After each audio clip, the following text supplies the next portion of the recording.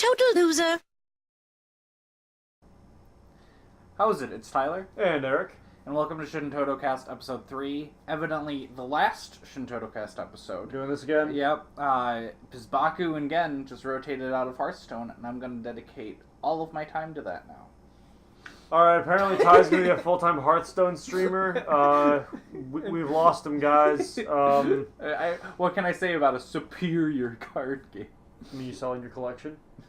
How? I wish. Oh my god.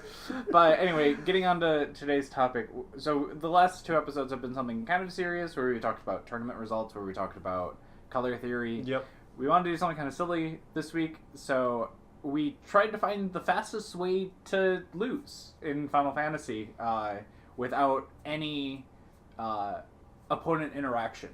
Well, one of us did that. Yeah, I did that. we built our decks very differently. Yeah, so different approaches. Yeah, so we both kind of brought different approaches, but something we should probably touch down on really quick is how can you lose in Final Fantasy? So the most popular way, and the way that everybody knows, is you hit 7 damage, right? So, like, that's your basic win. In Magic, it's the similar of, like, getting someone down to 0. Yeah. Or in Yu-Gi-Oh! It's the same as getting someone down to 0. And every game has those, just that straightforward lose condition, right? But a lot of people don't think about the option of decking out. Yeah.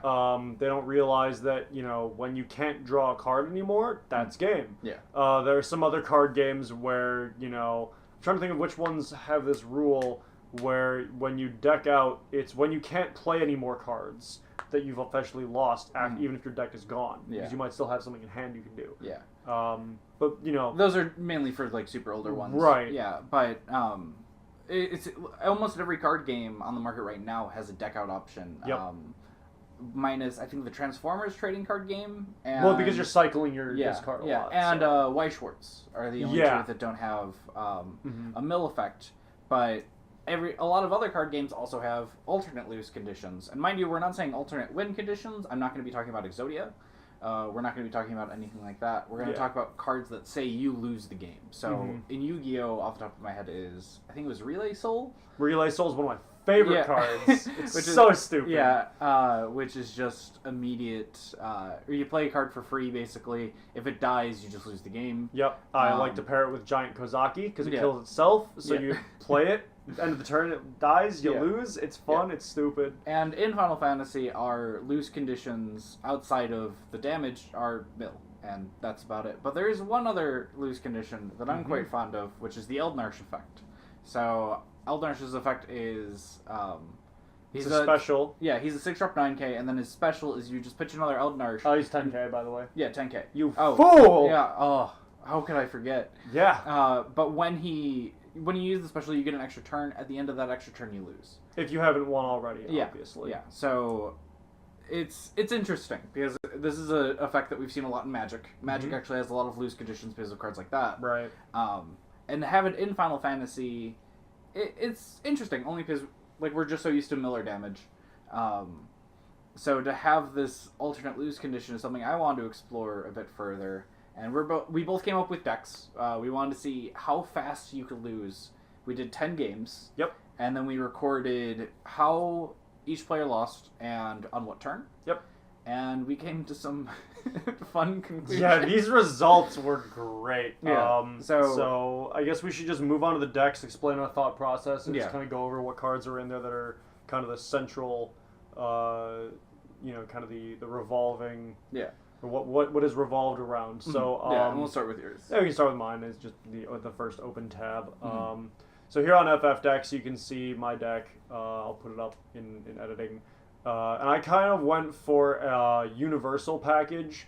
eald'narche is definitely an option. It is something that is very important, considering that I have Spiritus to search it out. But mine was built with the opponent in mind. I considered that I'd bring this to a tournament and just kind of goof off with everybody, prank everybody, be like, hey guys, I got this hot new deck, and then put it down, turn to eald'narche and kill myself. it kind of relies on the opponent doing things to you, and then the opponent allowing you to do things to yourself. Yeah, you generally kind of have a bit of a negative value engine in this deck, where you're just trying to just kind of hurt yourself as much as possible. Exactly. So I went for a lot of different things. I tend to do this actually with every card game I get into. I think, how can I make a deck to make myself lose super fast? It's just one of my ways of learning the game better. So what I went for was just kind of a universal hurt yourself package. So a lot of ways of taking direct damage for yourself. Cards like the Bahamut Summon, Zodiarch, the 3-drop forward Dark Knight, and then from there I thought, well, okay, that obviously doesn't cover enough. And Cactar. That doesn't cover enough. That's not a whole deck. So what other options are there? Well, milling out is pretty easy, especially if you can cycle the cards that mill yourself out. So I thought, okay, what about Dark Lord? You play Dark Lord, you can Wind Drake it back to your hand. Then you can just keep replaying that Dark Lord over and over. Okay. Well, what about backups? All right, well, backups, we have, Yule from the 13-2 starter deck. I put in a lot of options of killing her or bouncing her back to hand, so that when she leaves the field, you mill 10. So I figure, okay, well, if I can repeat that action across 2 or 3 turns, I'll mill myself out, quick and easy death. And then everything else just makes it easier for my opponent to kill me. And then, of course, there's eald'narche for the instant, just pop it, have it happen, done. But in this deck, eald'narche is kind of the dream scenario. Ty built his deck almost completely centrally revolving around eald'narche. Yeah. Like, eald'narche is that black hole, and the rest of the deck is just what surrounds it. Yeah, it really is. Because you went for just kind of like this 3-color like anti-value engine. Yeah. And so when Eric brought this idea up to me, I thought it was great. And I just immediately started the gears immediately started turning. Yeah. I was just like, well, if I want to die as fast as possible, I should probably focus on eald'narche. Should we jump over to my deck? Yeah, let's do that. Yeah, so, so the second he told me about this, I was like, well, eald'narche. eald'narche is the easiest answer here. Right. So I immediately started thinking, like, what's the fastest way to get eald'narche? What colors would help eald'narche the most? I was initially going to go for mono water, and then I ended up changing it to water earth. So I literally just put in gas. This entire deck is just gas. It's just draw cards. It's just cards to fetch stuff. Like, that's the entire thing. So my forward lineup is 2-drop Viking, 3-drop Viking, and Layla, just because both of them, or 3-drop and 2-drop have the on-enter draw card. And then Layla obviously just fetches them. She's a very huge value card. She's part of the reason why mono water is really good right now. I also put in 2 Porums to kind of help filter out cards that you're going to draw, or just put one into hand. Yeah. And then obviously my last forward is eald'narche. When we were doing test games, I was running Kamlanot as well, but he's not super necessary. He's handy, but we noticed that he was more of a dead card very frequently, so ultimately we were like, well, it's not efficient enough, let's cut it. Yeah, because ultimately, he gets to search eald'narche, but you have to pitch 3 for him, and then so let's say like you have an opening hand of 5 water cards and Kamlanot. If you pitch 3 to play Kamlanot, you're just gonna add eald'narche, but you're not gonna be able to set up anything else because you can't guarantee that second eald'narche. So for summons, I put in Mool, Poo-Poo, and Fairy, 3 of each, just because they're draw cards. Just trying to go through as fast as possible. For monsters, I put in Schrodinger and Whale Zombie. Schrodinger isn't always a guaranteed draw, but I ran him anyway. Because even just adding a character back, even if you could just add back a Layla that you had to pitch for a Spiritus or something, is super handy. And then the other card is Whale Zombie, obviously 2-drop draw card, and then look at top 2. This kind of helped me filter out when I really needed to draw an eald'narche, when I really needed to draw a combo piece. But where this deck really, really shines is in the backup lineup. Yeah. And this is the thing that really kind of catapulted me to being able to do turn 1 and turn 2 deaths, is Artemisian just for that extra molly. Mog Mobius only because he searches out any forward. Yeah, he searches out eald'narche. Like, whenever I say search in this deck, it's going to be searching out eald'narche, like almost with no exception.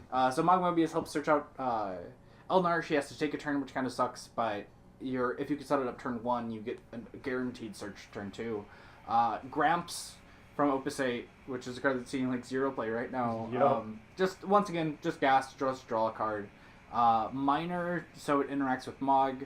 3 Spiritus, just because I want to search out eald'narche as much as possible. And opening Spiritus and opening hand is phenomenal. If you want to just die by turn 2 or even turn 1. And then the real star of the deck, the card that like guarantees you die by turn 2, is Starsible. Mm-hmm.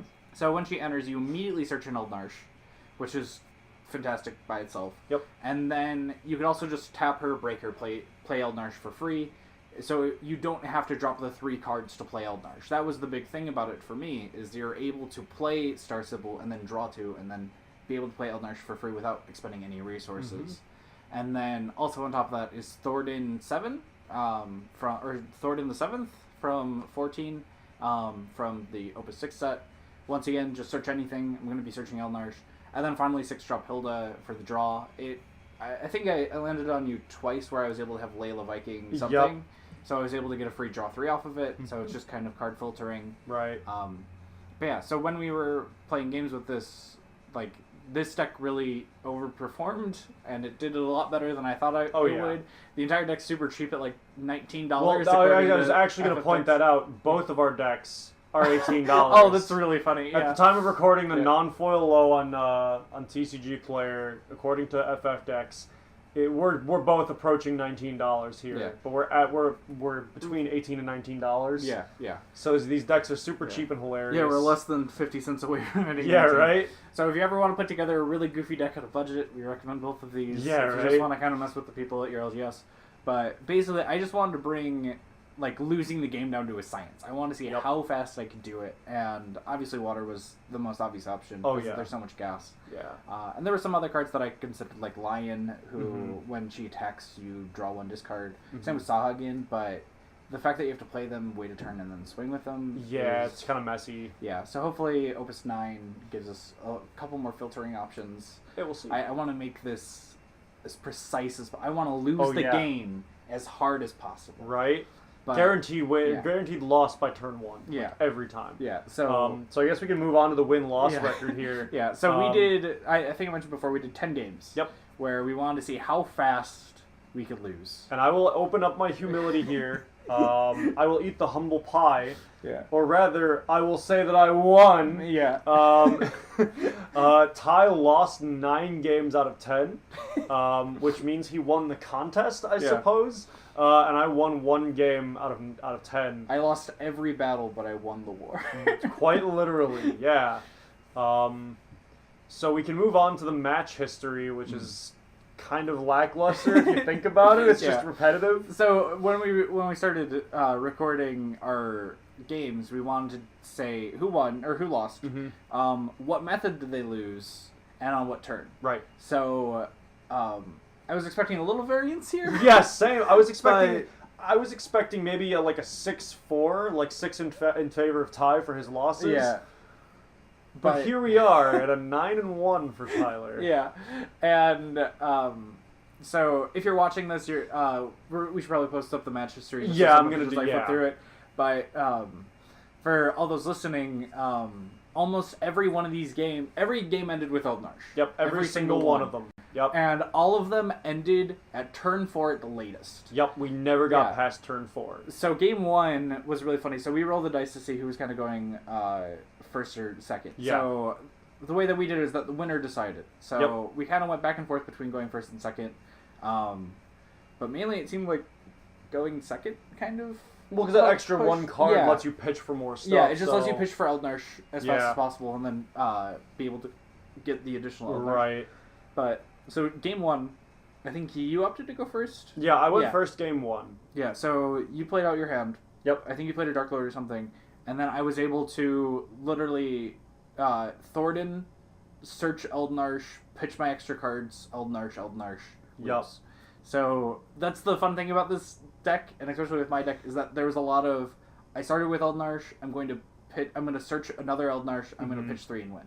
And yeah, it was a lot more consistent than I thought it would be. Yeah. Well, you started. Yeah. You did really. I think it was the game 5 or 6 where it was the first time you didn't start with an eald'narche in hand. Yeah. And I for some reason that just didn't happen with me. Maybe it's the way we shuffle differently. Maybe. I don't know. Yeah, maybe I was just obviously cheating just to. Oh prove yeah, the point. right. Yeah, you sick cheater. You like when you baited me.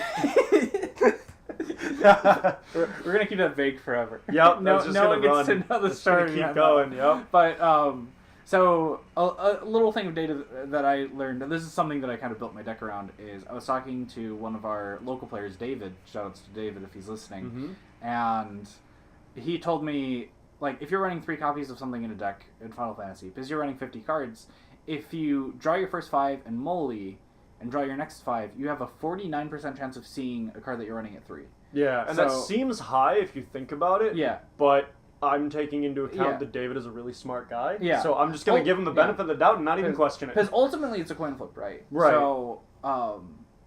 So that's why running 3 Spiritus, 3 eald'narche is basically like running 6. Yeah. So you're almost doubling your chances because you're always going to draw almost always one or the other. Right. Well, I mean, that's also, kind of a motivation to run, the backups that search, directly search any specific forward in normal decks. Yeah. Because you're just, the chances of getting those and working together for specials or even just getting the one out. Yeah. A lot better. Yeah. Yeah. So, so obviously my plan was just to hit eald'narche as fast as possible. And we see that game 1 in which you passed, or you Dark Lord passed, and then eald'narche win. Yep. And then we get to game 2, in which I literally just needed to set up turn. I think this is a game that I played Spiritus. And then turn 2 was eald'narche pass. Yep. And this is just kind of like a recurring theme. Like, a lot of it was just, I'm going to search eald'narche pass. I think it was game 3 when, or maybe it was game 4, when you just stopped even paying for the eald'narche, you would just show me your hand and then put the 2 eald'narche on the field, and I'd be like, okay. Yeah, sure. The fun thing is we had one game, I think it was game 5 or 6, but we did one where I played eald'narche and he Bahamut Furied it. Oh yeah, and then in response to eald'narche special. Yeah, that is the one, because that's the interesting thing about eald'narche, right? Is that it's not a tap ability. Yeah, so you don't need that. You don't need that extra turn. You don't need to worry about it. And even if you kill it, I get to add it back to hand. But because I don't have to wait a turn, because I don't have to tap, that's what makes this Suicide Engine so strong. Is that you're able to just do it all in one turn. Yeah. It also helps that, this is one of those effects where even if eald'narche is off the field, even if the bow broke, the arrow still fired. Yeah. So it's going to stay in effect. You still have that extra turn, and you're still going to lose if you haven't won yet. Yeah. Yeah. So that's ultimately like what's so strong about this. And it was funny because playing this really kind of reminded me of playing Yu-Gi-Oh! Yeah. Because it's just a lot of like, oh, well, you did this. Well, I have this. That should be game. And it was kind of funny because I really did feel like I was playing Yu-Gi-Oh! For a minute where it was just like, oh, I have 8k damage on board, and I Regaki'd your board, it's game. Yeah. Like, I already won. Yeah. So our longest game was 4 turns, which we mentioned earlier. And I think that one neither of us just saw eald'narche. Yeah, we both had one on the field. We were just trying to get the other one. And you kept drawing cards forever. Yeah, I remember. Every draw was just backups. Yeah, because I remember I did double Zombie Whale. Because I just wanted to just draw a card and just filter like as much as possible. Yep. And I was constantly looking at, I think I played the Zombie Whale 3 times, and I looked at top 2 every time and I wasn't seeing a Spiritus or an eald'narche. Yeah. And I was just like, come on. And I think I eventually saw a Thornton, which allowed me to kind of push for a game. But sorry, I can't help but laugh at this data all of the time. Yeah, it's so good. Going down to like some of our later games, once again, it was the par for the course was like 3 turns, right? Yeah. So we were usually under it. Par was probably closer to 2 turns. Well, I was gonna say let's look at the numbers here. You won on turn 1, so twice. Yeah. I won on turn 1 once. Yeah. And then you won on turn 2 and turn 3 about equal. Yeah. So that between 2 and 3 turns is about the guarantee for this deck. Yeah, 2.5 turns is what you're gonna be aiming for. Yeah. And obviously when we say turns, we mean a full player rotation. This is technically all these numbers are kind of doubled, but we didn't really keep track of. Well, it's like paces when you're walking. Yeah. So. And then game 8 was really funny. So after I literally did all these like eald'narche turn 1s. You got that. Yep. For the first time. I opened in my hand before drawing was 2 eald'narche. So I was just waiting. Yeah. I was just literally just playing the waiting game. Yeah. So I don't think I even drew my cards. I just pitched 3 eald'narche, Yeah. and that was that. Yeah, and that's all it needed to be. And we got a good kick out of it because it was like, wait, Eric won a game? Yeah. Yeah. Darn, there goes Ty's lose streak. And it was it's the dream situation, right? Where, and I saw that turn 1, or I saw that, our first game, and I saw that our last game too. Yep. You just hit that dream situation. Mm-hmm. You just kind of hit that, like, oh, I drew double eald'narche, and I didn't draw any other dark cards. Right. I win. Yeah, so this was kind of interesting, and just kind of looking at all of it, just kind of having it all in front of us, it makes me realize how eald'narche is this, like, really kind of strong card. Mm-hmm. But we don't have a lot of uses for him outside of this really goofy form. Like, in a lot of decks, he's a good one-of because he can never go to break zone. Yeah. Like, I don't think there's any effects that directly send him there. Yeah. But, I mean, it's printed on the card that he always comes back to hand. Yeah, because there was the Gunslinger format in which... Right. I forget the name of the person who makes the deck, but they do a mono-fire eald'narche deck, and I even tried running that for a while. Yeah. And I wasn't too fond of it. You just didn't get eald'narche off enough for me. That's fair. But, yeah, so basically we just kind of wanted to, or at least I wanted to kind of give this card that, at least when it was revealed, everybody was really excited for it. Right? Oh, yeah. So everybody was like, yo, I get to take an extra turn? Like, that's insane. I was hyped when I pulled 6 of it the first couple weeks. Yeah, and it was funny kind of seeing some of our friends' reactions, especially our friends who play Magic. They're like, oh, that's a card. Like, especially when you take Magic. I know I've talked about Magic a lot this episode, but when you take Magic that has a bunch of cards like that it's like you take an extra turn and you lose at the end of that turn, and just none of them see play, and none of them really... outside of, like, very niche decks, just don't see anything. Because an extra turn in Magic doesn't always mean as much. Yeah, it's more relevant outside of Standard and Modern. Yeah.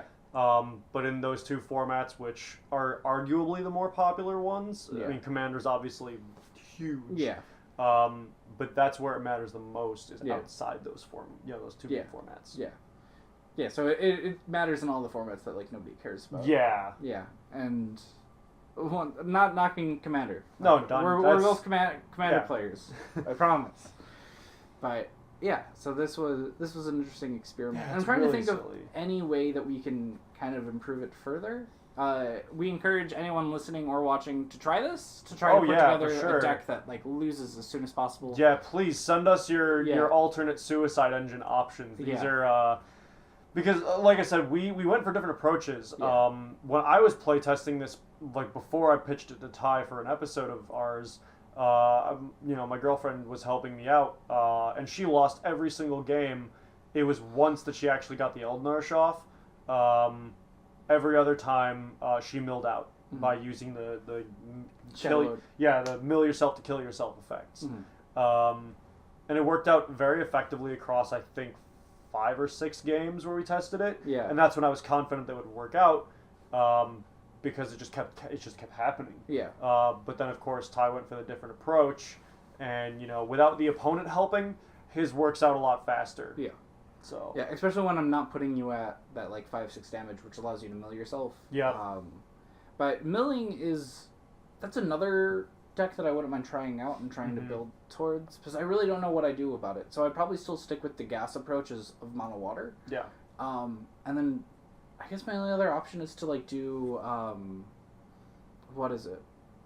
Ultima. So I noticed that you had an Ultima in your deck. I never got to play it, but I have it, yeah. And I did actually have a couple games back when I first started playing, where I was playing against a friend of mine who, he ran, I think Ultima 2 or 3, because he was running light cards. And we actually did run into some mill games, and it surprises me. And we even still run into mill games at our locals. Yeah. Like, there's just times where it really does kind of come down to, like, what's your deck count? 3. Okay, I'm just gonna hole up and pass. Because we can count all the times that I have an Opus 8 pre-release. A couple times. Pre-releases was where we really see it the most, because there's just a lot of people who are running just kind of goofy decks, or you're running these, like, hole up decks. Right. I know it happened with me and Jeff when we put our Prish decks against each other. We got down to the wire. He's like, oh, how many cards do you have? 1. Okay, pass. Yeah. Game. Yeah. earned victory. Yeah. So he did well. Yeah. I'm trying to think whenever that happened to you. Yeah. Anywhere. Oh, there was that one time you were testing one of your new decks against my Water Earth. Yeah. And I decked you out by just holding off. Yeah. I remember. I'll admit, I got a lot of really lucky draws. I just had an answer every turn. Yeah. So that helped me. I was very helpful there. I also had several games against Fogel in which we've ended up going down to those last 4 cards. Yeah. Which me being the mono ice player, I'm just sitting here, just holding on to this Arcanist, just being like, hey, I'm going to call 3. All of your forwards are 3. Just don't swing at me.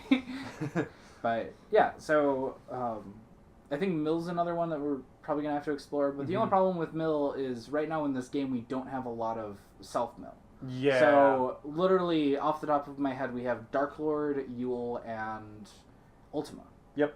And I personally can't think of any other ones. Those are the first 3 options on the list for everybody because they mill so many. Yeah. I know I've pitched with Jesse. We've talked about like options for the mill being a condition. So it's a cost you can pay. Yeah. But yeah. Like something interesting is we do have a lot of like milling the opponent's cards, and that's to be expected. Like that's also very much so in Magic. Right. But the big difference between Magic and Final Fantasy is that Magic allows you to target a player. Yeah. So you can target yourself technically. I actually used to run a blue-black zombie deck with that, where I just kind of like try to mill myself 5 just to get some graveyard advantage.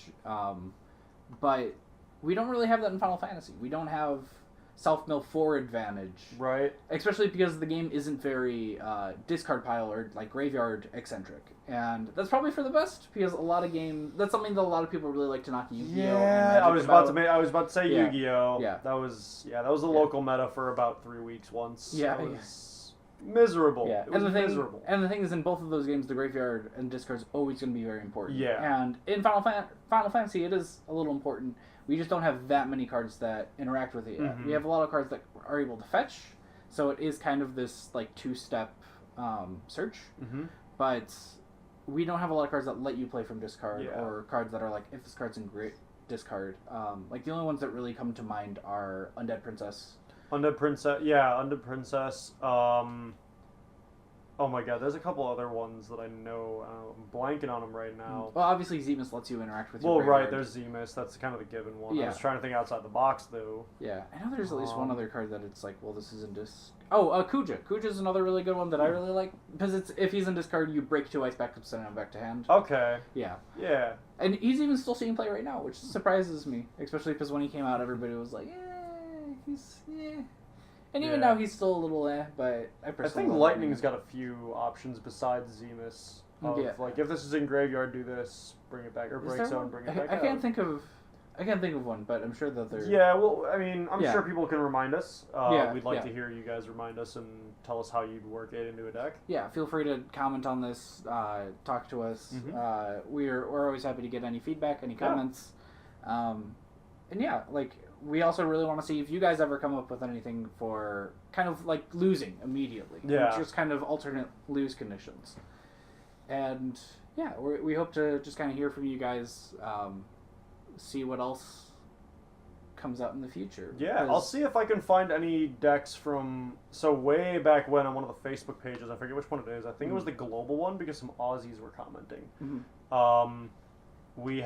Somebody made a thread, and this is after I started making my deck. Yeah.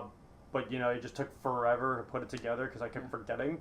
But there was a thread of how fast can you lose? Yeah. And basically everybody was just running self-damage as opposed to eald'narche. Yeah. And I found it funny that people were avoiding eald'narche because they're like, well, it's not efficient enough. And I was like, you can get there. Yeah, you can get there. Really Ty proved it. Yeah. 9 games out of 10. Yeah. You can do it. We should eventually probably record some games with it, only because it is. Yeah, that'd be goofy. That'd be good. Yeah.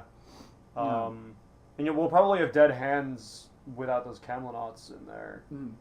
Or less dead hands, rather. Let's put it that way. Yeah. And then I think. So I think the only other thing that we could talk about is what future lose conditions we could eventually see in the game. Oh, also, side note, I'm sure we probably already got a comment about this, but Sin. So a lot of people. So I wouldn't be surprised if people are mentioning Sin, but Sin isn't a lose condition. It's an alternate win condition. He's an alternate winning condition, and like I said earlier, I'm not going to be like including Exodia into a list like this, because it is a win condition. It's something that you're actively doing to win. Mm-hmm. This is something that you're actively doing to lose. But yeah, so yeah, I'm trying to think of like other kind of like lose conditions in other card games. We might even eventually one day see an Exodia esque thing where it is this kind of if you have X, Y, and Z card. Actually, my manager at work, who he knows very little about this card game. He plays a lot of others. He deals cards for a lot of others. But one thing he came up with was Rainbow Chocobo. Yeah. So it'd be a 5-drop Chocobo forward, or maybe even a monster, depending how you want to go about it. And it'd be probably light. Yeah. And its effect would be if you get one Chocobo in every element of the main 6 on the field at the same time, you win. Yeah. And so of course they'd have to print extra Chocobo cards to be in other elements. Yeah. And then tune whether they're forwards, backups, whatever. They'd probably have to be forwards, only because they'd have to like remove them. Wouldn't be easy removal. So but yeah, if you get that was an idea he came up with, and I thought about it and I was like, you know what? That's balanceable. Yeah. Like, from a game design perspective and from a player's perspective, I'm like, yeah, that's... Wow, I'm kind of impressed. That's a cool idea. Yeah. Yeah. And what was on the topic, like, I also wouldn't mind seeing just kind of like a relay cell. Card, or like a relay cell summon. Being able to just play a forward from like break zone or something. Yep. And then if it dies, you lose the game. Yeah, it's interesting because wall games have tons of win conditions, like we said, Exodia, or if you really want to get deep, Destiny board. Wow, throwback. Yeah, as much as we have as many of those, we don't have a lot of lose conditions in card games. I think though with something like that, you have to print leave the field. Yeah, because if it's just to break zone, that there's ways around that. Yeah, you could run it in blue, just bounce back to hand if it gets too sticky. Yeah. So, but that might be a gimmick that, certain colors would have an advantage of running that card. Who knows? That's an option. That's an interesting thing. I'd like to see that too. That'd be hilarious. And we say this literally every episode, but if anything changes in the upcoming meta, if we see another lose condition in Opus 9 or Opus 10 or Opus 11 or 12, 13, this might be an episode that we come back to. I know I'm going to be constantly... I know I'm going to have this deck in the back of my mind. I'm going to be rethinking where a lot I'm going to be kind of saying, especially like with the next set, obviously Water's going to get more draw cards. Like that's Water. That's Water. Watch our color theory episode to self-plug. But it's always going to be something that I'm always going to kind of say like, oh, this would be funny in that suicide deck, or that'd be funny in that like insta-lose deck or the eald'narche deck, and I'm kind of excited for that. So we may eventually do an updated episode. I wouldn't mind revisiting this. I 100% agree. Yeah, and I especially want to record some some games. This was a really silly one. We had a lot of laughs last night playing our test games. This was great. Yeah, and we highly encourage you to just grab a friend, grab 6 copies of eald'narche, and just start messing around with it, or pick up Zodiarchs or anything that could deal unique damage. You know what? Hell, even play 10 games. Let us know how that turned out for you guys. Like, the more we can interact, the better. Yeah. And we love to get more data outside of. We only played 10 games. Yeah. That's a pretty small sample size. Yeah. So. Yeah. Yeah, I think we can cut it there. Yeah, I think that's good. So we appreciate you guys watching all the way through. Yeah, thank you. As I always mention, we have a Ko-fi. Buy us a booster pack, help us get more, some nicer equipment here. Let us get those foil eald'narches to super show off. There you go. Yeah. To lose in style. We gotta bling out the suicide engines, get the $100 lose decks. Sorry, I have to brag about this really quick, but my favorite thing about running these is I have a foil Japanese eald'narche, and just being able to I always fetched it because I was like, I want this. It looks so nice. But we have Ko-fi. It'll go straight to the show. It'll go straight to kind of improving it. Getting a tripod is probably our first big goal. Yeah, I always laugh at this super janky setup. I mean, it works out, but oh my god. But yeah, so thanks for watching. Even if you just kind of watch it on your way to work or at work or something, thank you. Yeah, have a good one, guys. Yep, have a good one.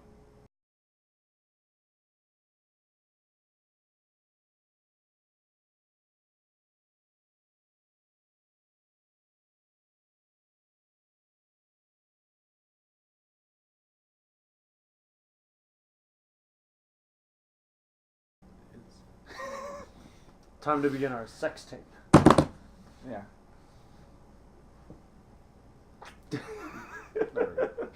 That could be our. No, I'll make that like the after credits Yeah, scene. just a little smooch. All right. Anyway.